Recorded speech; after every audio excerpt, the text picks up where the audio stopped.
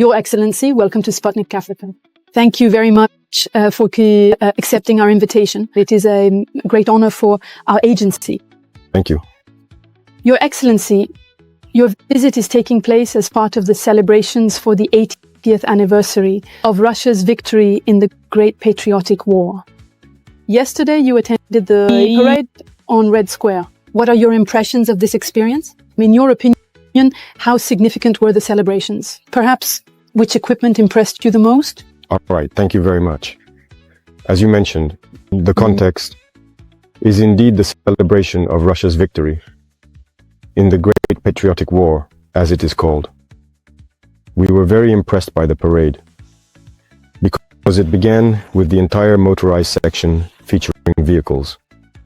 The legendary T-34 tank that contributed to the victory, all the way up to today's modern vehicles, the T-90s, and of course other types of missiles that have been developed.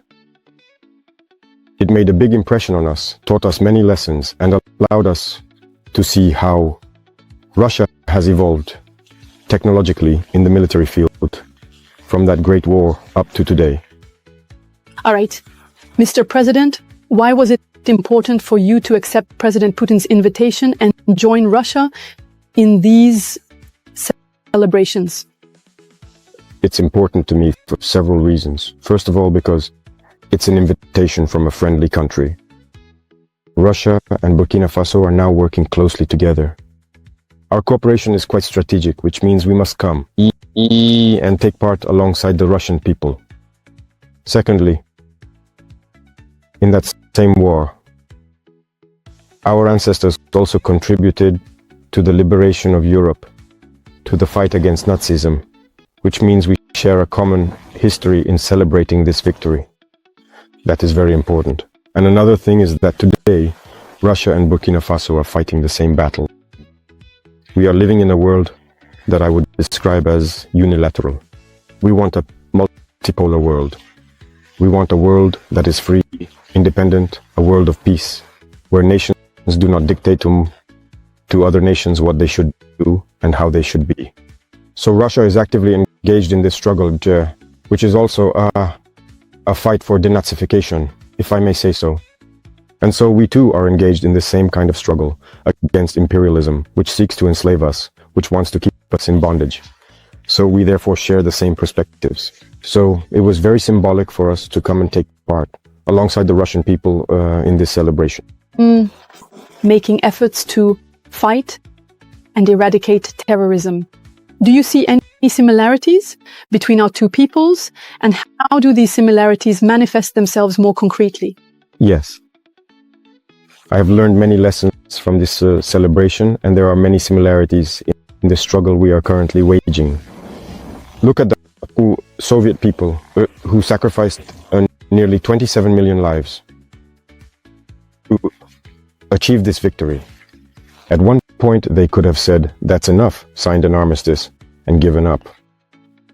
But it was their courage, tenacity, and resilience that made them continue the fight. And in the end, they won. Burkina Faso has been fighting against terrorism for 10 years. Now, it's not that there haven't been any deaths. There have been many deaths from that time up to today. But we do not give up, because we know that we will achieve victory. And we continue this fight. So there is this mindset that unites us. And that's also what is very interesting in these moments. And how do you analyze the influence of the Soviet victory in the Second World War on the process of decolonization in Africa? What would have happened if we can try to imagine to Africa if Nazism had won? It contributed a lot, I can say. Now, if Nazism had won, I can't even imagine. But I imagine, people did not respect black people. Even today it continues.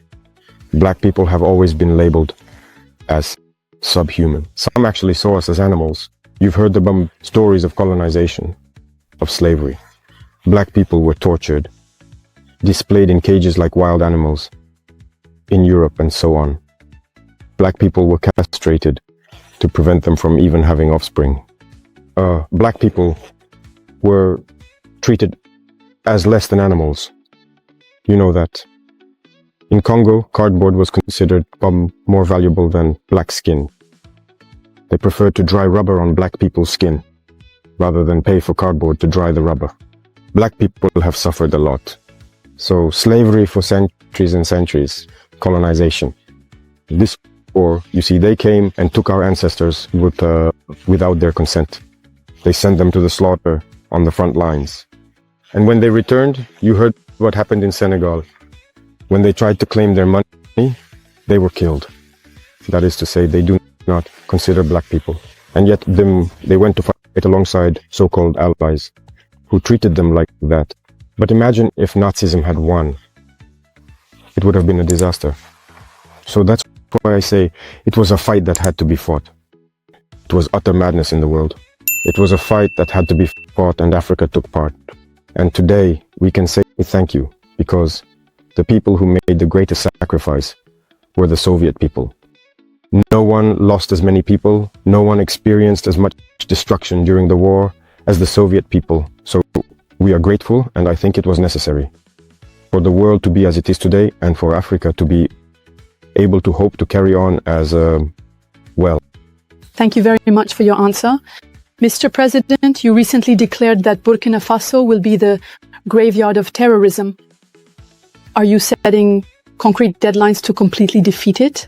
And how do you see Russia's future assistance regarding this, one of the main pillars of the Russia-Burkina Faso partnership? I said that because in Burkina Faso, we are working on the fact that today there are many criminals being recruited to come and fight in Burkina Faso. This is not terrorism. I don't even know how to describe it. It's criminality. These are bandits who have been armed by the imperialists to destabilize us, to keep us in a state of perpetual war, and to exploit us. And so, as I said, we are working to make Burkina Faso the graveyard of terrorism. When someone is recruited to come and fight in Burkina, it should be so that they would rather commit suicide. And that will happen. Because they equip them, they train them, and they give them technology, these criminals. But we are constantly adapting. Right now, we are in a rather unique phase. They have acquired new technologies, new combat techniques, and so on, thanks to the support of these imperialists. Now that we have studied the situation, and we are going to respond immediately to all of this. So you will see, terrorism will come to an end. I don't want to set a deadline, but terrorism will end, and very soon, as quickly as we possibly can. And from Russia, all we are really asking for is mainly intellectual support. Help with intellectual training for our military industry, which we need to develop, and help to train young people in everything we can develop to confront this war. This is the part that interests us the most. Mm-hmm. And more specifically, what materials or perhaps what equipment interests you the most? First of all, I want to say thank you. Because Russia is one of the few countries in the world that has provided us with military equipment to help us fight this war. So that is significant. Apart from Russia and China, there is no one else. Otherwise, it's even worse elsewhere. There, we want to pay, but they refuse to sell to us. But now, they have understood that we are at war. Russia is also conducting its special operation. We know it's not easy, but if despite that, they were able to provide equipment and come to give it to Burkina Faso, I think that's already very important. But as I said, Russia is also helping to train us. For everything we purchase, Russian soldiers train Burkinabè soldiers on how to use this equipment and all that. But we want to continue developing our own military industry, with the support of Russia, which I would say is far ahead of the world when it comes to weaponry. So we need to have this close collaboration so that we can make progress in our war. Thank you very much. In recent years, there have been major changes for the Sahel and for each of the AES countries in particular, such as, for example, the definitive break with ECOWAS, and also the adoption of their own symbols, like the common flag. In this context, how would you describe Burkina Faso before and after? And how do you assess the alliance of Sahel states as a format for regional cooperation? Are there any plans for expansion, perhaps? Yes. To understand the AES today, you just have to look at the African youth. I think that African youth are hopeful that this is a model of unity. And for us, the leaders of the AES, it puts pressure on us. And we have to succeed. Because Africa now needs to unite. We were in an organization that was supposed to be one of solidarity, cooperation, mutual assistance, and all that. But you can't be in an organization where you call each other brothers, and then at some point they cut off the electricity so that patients die in hospitals. The economy comes to a halt, and banks are closed, so you can't access anything. Transfers you need to buy basic necessities, medicine, and so on. These were blocked for some Sahelian peoples. They even formed an army to come and fight against Sahelian peoples. While terrorism has been raging for decades, they have been incapable of sending a single soldier to help fight. These are not brothers. We shouldn't fool ourselves. And it's not the people, it's the leaders. Otherwise, when you look at the people, who, even in these ECOWAS countries and all, the people support and understand the momentum of the AES. So that reassures us and encourages us to organize ourselves, to be a model, so that in the future it can expand. But in order to expand, we need to establish strong foundations. And that's exactly what we are doing right now. So that's more or less what led us to withdraw and to organize ourselves in order to relaunch. Mr. President, for many people in Africa, you are more than just the president of a country. You are seen as the embodiment of a renewed Pan-Africanism. Why does Africa today, in particular, need, if I may say so, a new Thomas Sankara? How does it feel to take on all this responsibility at only 37 years old? Age doesn't matter, but I can say it's a lot of pressure. It's pressure. You shouldn't let it turn into delusions of grandeur. It's pressure. For me, it's a message that the youth are sending me, and that puts even more pressure on me. If I used to manage to sleep 2 hours, now I've cut my sleep down to just 1 hour. And if you shouldn't sleep anymore. Because they must have seen something surely that we're doing. Something that, in their view, could help Africa get out of this situation. For us, it encourages us, it remotivates us to keep fighting. That's why I say it's pressure. It's a very heavy responsibility.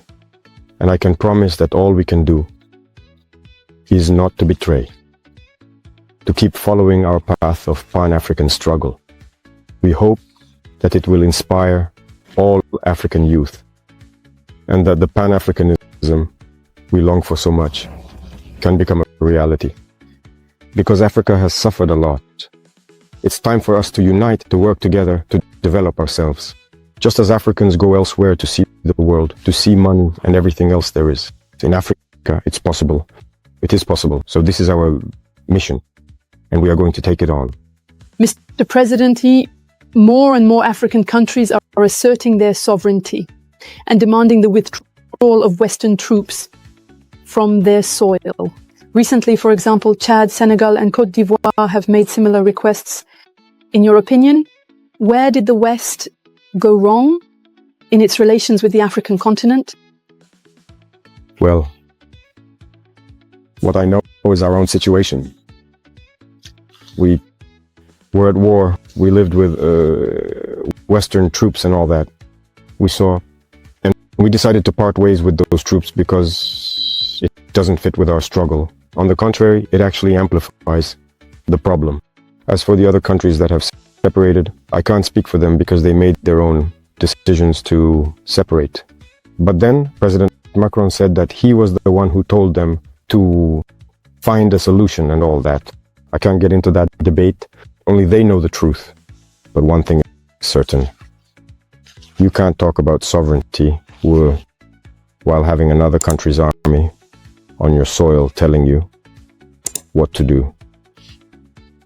The economy, education, the entire development of a country is based on the military. So every country should develop its own army, be sovereign and independent. And that's exactly what we are doing. When I look at the case of Burkina, these foreign armies were present, and that contributed to weakening the Burkinabè army. They stopped recruiting. They are the ones who say what volume to recruit. There was more weaponry, equipment and everything. Even back in 1988 under Sankara, we were better equipped than, well, 10 or 20 years later. And in the end, terrorism entered the country. When terrorism arrived, we didn't have an army. We are still suffering from it today. It's in the midst of war that we are now building an army. So it's normal that it takes a bit of time. We are suffering, but we have to build an army. And when we come out of this war, we must come out stronger. That's what I'm saying. When I look at the statistics of the Soviet army, though, the number of men they lost, but when they came out of the war, they emerged much stronger. And today, no army has the equipment that the Russian army has. So we too must learn from our war. To come out of the war, we have to be very, very strong. Sovereignty begins with the army. Once you have a strong army, all the other sectors can easily develop. That's what I can say. That's what led Burkina, in any case, to separate from those armies. All right. Another topic that persists and is important is the Ukrainian issue. Russia declares itself ready to negotiate without preconditions, while Ukraine constantly imposes constraints. Moreover, Kyiv supports terrorists in the Sahel. In your opinion, who does not want peace for our two countries? I think that even before now, there was the Turkish President Erdogan, who managed to create a framework for dialogue. And I believe that the two presidents met at that time. It was only the beginning of the operation. All of us hoped that it would lead somewhere, that the weapons would fall silent, and that everyone would return to good intentions. But it was the Westerners who came and told the Ukrainian president not to accept. We followed all that, and in the end, what did it lead to? Well, I think all of this falls under manipulation. I think they were manipulated. Otherwise, the Ukrainian and Russian peoples were, well, it was the Soviet Union. They are brothers. How is it that hatred and Russophobia could be cultivated within this population? The war did not start in 2022. It started in 2014. This is also a reality that many people perhaps don't know, or that people refuse to acknowledge. It was in 2014 that the war began. And today, people are surprised to see that others might be shifting the blame onto Russia and all that. When Russian-speaking civilians were being bombed in 2014, who was speaking out? There are images that still exist. People were locked inside houses and burned. There are images that are there, but action should have been taken all that time. They were manipulated. And today, the reality is plain to see. You see, all the aid that was given, it wasn't really aid. They were told to hand over their minerals. In reality, Ukraine no longer belongs to the Ukrainians. They were manipulated, and now they are the losers. All sectors will be managed by those who led them into this war. The hope was to weaken Russia, but Russia is coming out of this war even stronger. So I think they need to understand this and come back to their senses in order to negotiate and achieve peace. Because they have declared that they support the terrorists. You all followed that. And we can also see on the ground that they are indeed supporting the terrorists. This is not a good war. I think they are completely mistaken. They need to come back to their senses. In any case, they can support them, but we will fight them and we will win. So, if they still haven't understood by now that this whole maneuver was meant to bring them down and seize their critical minerals, they can keep waging war. So that's what I can say about the situation. Every people must understand that they need to avoid being manipulated and getting into a very complicated situation. That's more or less what I can say. Thank you very much for that answer.